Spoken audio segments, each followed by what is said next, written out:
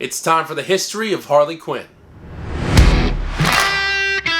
If you're not a hardcore comic fan, you might be surprised by certain aspects of Harley's origins. For instance, even a lot of casual Batman fans are aware that she doesn't come from the comics. She comes from the excellent Batman, the animated series. Interestingly, the name Harley Quinn itself was actually first coined in 1939 by the Irish writer James Joyce as a pun on the name Harlequin. Harlequin was a standard character for Italian comedy in the late 1500s. He's lighthearted, clever, and often antagonistic to authority. He was incredibly gifted at aerobics due to a deal made with a devil-like character. It could be argued that Harley Quinn shares those qualities. That's where the name comes from, but what about the character herself? Well, hang on to something, because it's about to get weird. There's an old American soap opera, you might have heard of it, Days of Our Lives. You know the one, it's like Sands Through the Hourglass one? In a dream sequence on the show, a quirky character called Calliope Jones had a dream sequence in which she wore a motley. That's just a fancy word for a jester's costume. The actress Arlene Sorkin went to college with a fellow called Paul Dini, and they'd remained friends ever since. Paul Dini worked on Batman the animated series, and at one point they needed Joker to pop out of a cake for story reasons. They decided that wasn't something Joker would do, so they invented a female character to do it for him instead. They knew the character had to be clown-themed and that it had to be a female, because I guess males didn't jump out of cakes back then.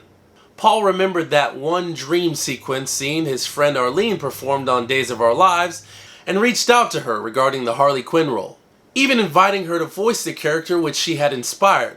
Arlene would go on to voice Harley Quinn for years, until she stepped down and the role was taken over by the always amazing Tara Strong. She was also portrayed in the film by Margot Robbie, whose choice to occasionally use Harley's accent was a stroke of genius, thereby relaying Harley's internal struggle for control over herself. The in-universe origins of Harley Quinn.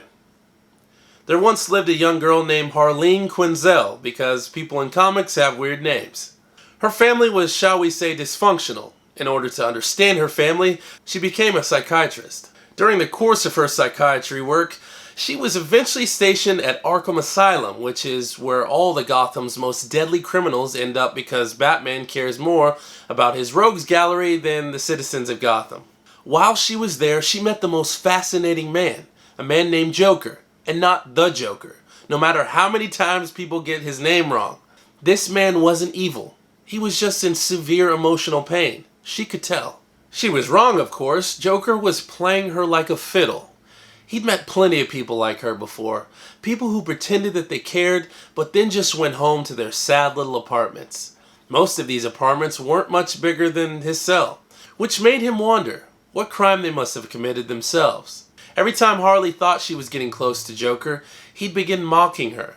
She eventually realized this, and one day she stood up to him. That was when the Joker fell in love with her. Not because he valued her, but because he saw a little of himself in her. Thinking she'd finally gotten through to the Joker, she formed a dangerous bond with him. He'd eventually talk her into helping him escape, offering to make her his partner. This was a lie, though. He always viewed and treated her as a sidekick. She eventually realized that Joker had done her dirty, and she broke up with him and went her own way. Over time, she went from villain sidekick to villain to anti-hero to feminist icon. Although she doesn't really seem to understand how consent works, that can be explained by her traumatic childhood and subsequent relationship with Joker. What began as a one-off character designed for one of the male leads in a show has now become a strong character in her own right. Harley Quinn, when written well, is a complex mess of contradictions. She values not only her femininity, but also her thuggishness. She hates bullies, and yet her behavior can often accurately be described as toxic femininity.